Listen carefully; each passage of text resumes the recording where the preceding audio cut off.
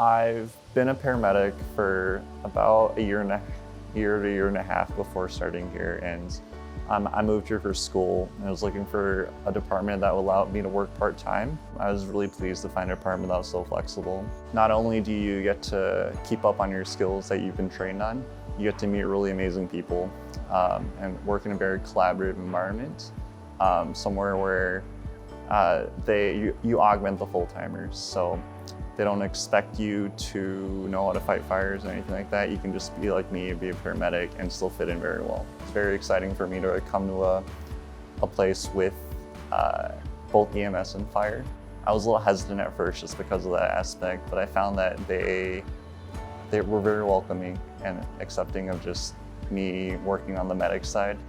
So coming here helped me experience what being a provider or being just a medical professional in general would be like in a rural area. And I think there are challenges, but it's a very exciting place to practice medicine and care for the community.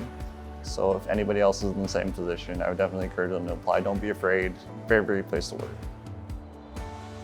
To learn more about the Indianola Fire Department and to apply for a vacant position, please visit www.indianolaiowa.gov/jobs.